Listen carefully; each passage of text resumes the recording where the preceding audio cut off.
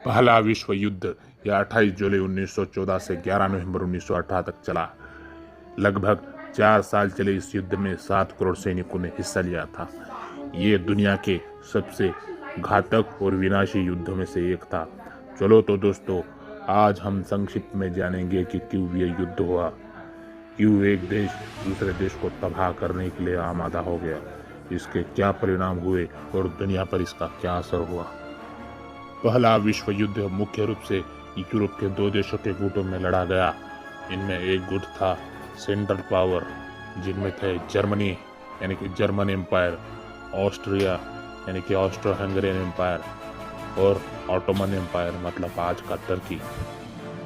और दूसरा गुट था अलाइड पावर्स, इनमें थे फ्रांस, ब्रिटेन, रशिया और अमेरिका।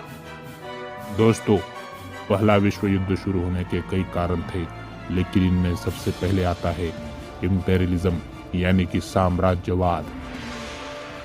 यूरोप में हुई इंडस्ट्रियल रिवॉल्यूशन यानी कि औद्योगिक क्रांति की वजह से यूरोप में कारोबार तेजी से बढ़ रहा था। ब्रिटेन, फ्रांस, जर्मनी जैसे बड़े राष्ट्रों के साथ साथ कई यूरोपीय देशों में कारोबार तेजी से बढ़ा और कारखानों में मशीनों के इस्तेमाल से उत्पादन में कई गुना बढ़ोतरी हुई। तभी इन देशों को अपने उद्योगों के लिए लगने वाले कच्चे माल के लिए और अपने कारखानों में बना उत्पादित माल बेचने के लिए अन्य बाहर के देशों के बाजारों की आवश्यकता लगने लगी। वैसे तो 16वीं सदी से ही यूरोप के देश अफ्रीका और एशिया के साथ व्यापार कर रहे थे और व्यापार करते करते इन यूरोपीय देशों ने स्थानीय देशों पर कब्जा करना शुरू कर दिया, जैसे कि ब्रिटेन ने भारत की हुकूमत की थी। हर एक शक्तिशाली यूरोपीय राष्ट्र एक दूसरे को मात देकर एशिया और अफ्रीका के ज्यादा से ज्यादा प्रदेशों पर कब्जा करना चाह रहे थे। इन स्थानीय देशों पर कब्जा करने की उनमें स्पर्धा होने लगी और आपस में वैमनस्य बढ़ने लगा। दूसरे देशों पर साम्राज्य करने की इनकी सोच ने साम्राज्यवाद को जन्म दिया। दूसरा कारण है एग्रेसिव नेशनलिज्म यानी कि आक्रामक राष्ट्रवाद। यूरोप के बड़े देश बहुत ही विस्तारवादी बन गए थे। अपने राष्ट्र का भौगोलिक क्षेत्र जितना बड़ा, उतने ही उस राष्ट्र की शक्ति और इज्जत बढ़ी। ये सोच वह बढ़ने लगी थी और इसके साथ साथ आक्रामक राष्ट्रवाद भी तेजी से बढ़ने लगा था। तीसरा कारण है आर्म्स रेस यानी कि शस्त्रास्त्र स्पर्धा। अपने अपने देशों को विस्तारवादी बनाने के लिए और अपने प्रतिस्पर्धियों को मात देने के लिए उन देशों ने बड़े पैमाने पर जल, थल, वायु सेना में नए नए हथियार, जंगी जहाजें और विमानों का उत्पादन करना शुरू कर दिया। इससे यूरोप में और भी तनाव बढ़ने लगा। चौथा कारण है मिलिट्रिकल एंड पॉलिटिकल अलायंसेस, सैन्य और राजनीतिक समझौते। 19वीं सदी की शुरुआत में ही यूरोप में हो रही गेटबाजी की राजनीति से यूरोप में तनाव काफी बढ़ ही गया था, लेकिन इसकी शुरुआत 1879 में हुई थी। 1879 में जर्मनी और ऑस्ट्रिया मिलकर एक समझौता करती है। बाद में 3 साल बाद इटली भी इस समझौते में शामिल हो जाता है।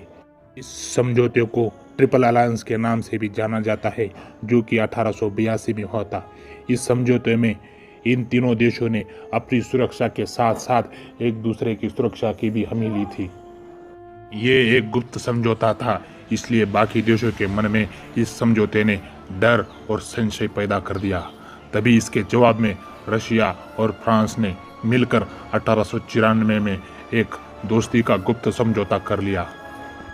जर्मनी भी बहुत तेजी से अफ्रीका और एशिया में अपनी कॉलोनीज बढ़ा रहा था और अपने नौसेना को तेजी से मजबूत कर रहा था। उसने ऑटोमन साम्राज्य के साथ मिलकर बर्लिन से लेकर बगदाद तक रेल की योजना बनाई थी। जर्मनी का इतना विस्तारवादी होना ब्रिटेन और फ्रांस को पसंद नहीं आ रहा था और अगर ये रेल योजना बन गई तो एशिया में अपना प्रभाव कम हो जाएगा। ये सोच के फ्रांस और ब्रिटेन ने आपसी मतभेद भुला के जर्मनी को मात देने के लिए 1904 में दोस्ती का समझौता कर लिया। 1894 से ही फ्रांस और रशिया दोनों दोस्त थे ही, लेकिन 1907 में ब्रिटेन और रशिया भी सब एक दोस्ती का समझौता कर लेते हैं। इन तीनों देशों के समझौते को ट्रिपल एंटेन के नाम से भी जाना जाता है। इस तरह से इंग्लैंड, फ्रांस और रशिया इनका एक मित्र गुट तैयार हो गया। पांचवा कारण है बाल्कन देशों में संघर्ष। यूरोप में बसे Serbia, Bulgaria, Bosnia Herzegovina, Romania, Albania, Greece, इन देशों को बाल्कन देश कहा जाता था। इन प्रदेशों पर ऑटोमन साम्राज्य की हुकूमत थी। इन प्रदेशों में ऑटोमन साम्राज्य के खिलाफ विद्रोह हो रहा था और इस विद्रोह को यूरोप के देश उत्तेजना दे रहे थे और राजनीतिक हस्तक्षेप कर रहे थे। क्योंकि भौगोलिक दृष्टि से बाल्कन देशों का महत्व था, इसलिए फ्रांस, रशिया और ब्रिटेन इस राजनीति में रुचि ले रहे थे। और तो और इन प्रदेशों पर स्लाविक या स्लाव वंशीय लोग ज़्यादा रहते थे जो कि रशिया में रहते हैं। इस हिसाब से रशिया इन प्रदेशों पर सत्ता स्थापित करना चाहता था, इसलिए ऑटोमन साम्राज्य का इन देशों पर गुस्सा था। ऑस्ट्रो हंगेरियन साम्राज्य की सीमा बाल्कन देशों से जुड़ी हुई थी, इसकी भी नज़र इन प्रदेशों पर थी। 1908 में ऑटोमन साम्राज्य में विद्रोह की क्रांति हो जाती है और अंतर्गत परिस्थितियां बिगड़ जाती है। तभी बल्गेरिया और सर्बिया अपने आप को स्वतंत्र घोषित कर देते हैं और ऑस्ट्रिया, बोस्निया और हर्जेगोविना पे अपना कब्जा जमा लेता है। इन दोनों देशों पर रशिया और सर्बिया की नज़र थी, इसलिए ऑस्ट्रिया के खिलाफ इनका गुस्सा बढ़ने लगता है। इसी तनावपूर्ण परिस्थिति में घटना घटती है जिसने बारूद में चिंगारी का काम किया। ऑस्ट्रो हंगेरियन साम्राज्य के राजकुमार आर्चड्यूक फ्रांज फर्डिनांड, जो कि आगे चलकर ऑस्ट्रो हंगेरियन साम्राज्य के राजा बनने वाले थे, वो बोस्निया की राजधानी सेराजुओ में अपनी पत्नी के साथ घूमने जाते हैं।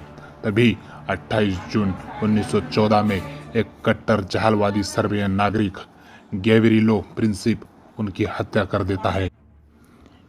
इसी घटना को पहले विश्व युद्ध का तात्कालीन कारण समझा जाता है।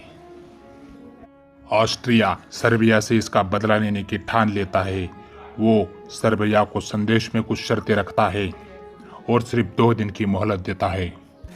शर्तें ज़्यादा ही कड़ी थी, इसलिए सर्बिया इन शर्तों को मानने से इनकार कर देता है। तभी ऑस्ट्रिया 28 जुलाई 1914 में सर्बिया के खिलाफ युद्ध की घोषणा कर देता है। तो रशिया ने सोचा, अगर ऑस्ट्रिया ने सर्बिया को हरा दिया तो उसका वर्चस्व इस प्रदेश पे हो जाएगा। और तो और सर्बिया में भी स्लाव वंशीय लोग ज़्यादा रहते थे, इसलिए रशिया सर्बिया की मदद करने की ठान लेता है। उधर जर्मनी भी अपने दोस्त ऑस्ट्रिया की मदद के लिए तैयार हो जाता है। जर्मनी रशिया को सेना पीछे लेने का इशारा देता है, लेकिन रशिया इसे नज़रअंदाज कर देता है। तभी 1 अगस्त 1914 में जर्मनी रशिया के खिलाफ युद्ध में उतर पड़ा। जर्मनी फ्रांस को भी तटस्थ रहने के लिए कहता है, लेकिन फ्रांस तटस्थ रहने से मना कर देता है और जर्मनी के खिलाफ सैन्य जुटाने लगता है। तभी जर्मनी ने 3 अगस्त 1914 में फ्रांस के खिलाफ भी युद्ध की घोषणा कर देता है और युद्ध शुरू हो जाता है। पहला विश्व युद्ध प्रमुख 2 मोर्चों पर लड़ा गया, पश्चिमी मोर्चा और पूर्वी मोर्चा। पश्चिमी मोर्चे पर फ्रांस की उत्तर की सीमा कमजोर थी, तो जर्मनी ने सोचा कि फ्रांस के उत्तर में बसे बेल्जियम पर हमला करके आसानी से फ्रांस में दाखिल हो जाएंगे और तो और बेल्जियम की सेना ज़्यादा प्रतिकार नहीं कर सकती। ये सोच के जर्मनी ने बहुत ही तेज़ी से बेल्जियम पर हमला कर दिया, लेकिन बेल्जियम की सेना जर्मनी का डटकर मुकाबला करती है, इसलिए जर्मनी की सेना को फ्रांस में घुसने में ज़्यादा वक्त लग जाता है। बेल्जियम एक तटस्थ देश था और तटस्थ देश पर हमला युद्ध के नियम के खिलाफ था, इसलिए ब्रिटेन भी युद्ध में कूद पड़ता है और बेल्जियम और फ्रांस की मदद करने के लिए पहुंच जाता है। ये तीनों देश मिलकर फ्रांस में हुई बैटल ऑफ पीछे हटने पर मजबूर कर देते हैं। बाद में खंदकों में ये देश एक दूसरे के खिलाफ युद्ध समाप्त होने तक लड़ते रहते हैं। पूर्वी मोर्चे पर रशिया ऑस्ट्रिया पे हमला कर देता है, लेकिन सही समय पर जर्मनी ऑस्ट्रिया की मदद करने आ पहुंचता है और दोनों मिलकर रशिया को पीछे हटने पर मजबूर कर देते हैं। जर्मनी रशिया के बहुत से इलाकों पर कब्जा कर लेता है और बाल्कन देशों पर भी सेंट्रल पावर्स का अच्छा खासा दबदबा बना लेता है। लेकिन समंदर के युद्ध में अलाइड देशों की ताकत ज़्यादा थी, खास तौर पर ब्रिटेन की नौसेना काफ़ी मजबूत थी। अलाइड पावर्स ने एशिया और अफ्रीका के कई जर्मन कॉलोनीज पर अपना कब्जा जमा लिया। तभी जर्मनी ने समंदर में ब्रिटेन को घेरने के लिए अपनी जंगी पनडुब्बियां जंग में उतार दी और ब्रिटेन की जहाजों को निशाना बनाना शुरू कर दिया। इसी युद्ध में एक प्रवासी जहाज जिसका नाम था लुसिटानिया जर्मन पनडुब्बियों के हमले का शिकार हो जाती है और इस जहाज में मौजूद कई सारे अमेरिकन नागरिक मारे जाते हैं। इस घटना ने अमेरिका को जर्मनी के खिलाफ युद्ध में उतरने के लिए मजबूर कर दिया और 6 अप्रैल 1917 को अमेरिका जर्मनी के खिलाफ जंग का ऐलान कर देता है। अमेरिका के युद्ध में आने से अलाइड पावर्स का पलड़ा भारी हो जाता है और वो मिलके सेंट्रल पावर्स को मात देने लगते हैं।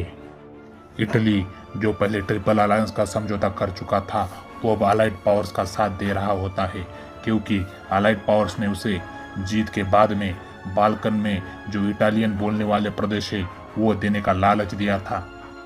इसी बीच रशिया में विद्रोह की क्रांति हो जाती है और तख्ता पलट हो जाता है। तभी रशिया दिसंबर 1917 में जर्मनी के साथ युद्धबंदी का समझौता कर लेता है। ऑस्ट्रिया और ऑटोमन एम्पायर जो कि जर्मनी की तरफ से लड़ रहे थे, लेकिन उन्हें युद्ध में हार का सामना करना पड़ा और 1918 आते आते वो भी शरणागति स्वीकार कर लेते हैं। जाहिर है जर्मनी अकेला हो जाता है और वो भी 11 नवंबर 1918 में युद्धबंदी करके हार मान लेता है। इस तरह से पहला विश्व युद्ध अलाइड पावर्स जीत जाते हैं। दोस्तों, इस विश्व युद्ध के परिणामों के बारे में बात करें तो इसके भीषण परिणाम हुए। करीब करीब 1 करोड़ सैनिक मारे गए, असंख्य लोग घायल हो गए और German empire, Ottoman empire, Russian empire, Austro Hungarian empire जैसे बड़े साम्राज्यों का पतन हो गया और यूरोप की अर्थव्यवस्था तबाह हो गई। युद्ध के बाद में हारे हुए राष्ट्रों को जीतने वाले राष्ट्रों के साथ कई तरह के अपमानकारक समझौते करने पड़े, जिनमें वर्साय का महत्वपूर्ण है। वर्साय के समझौते के अनुसार जर्मनी को ही पहले विश्व युद्ध का जिम्मेदार बनाया गया और युद्ध का सारा खर्च जर्मनी से वसूला गया। जर्मन सेना को 1 लाख से ज़्यादा सैनिक रखने से मना कर दिया गया और जर्मनी की वायुसेना और नौसेना को बहुत कम कर दिया गया।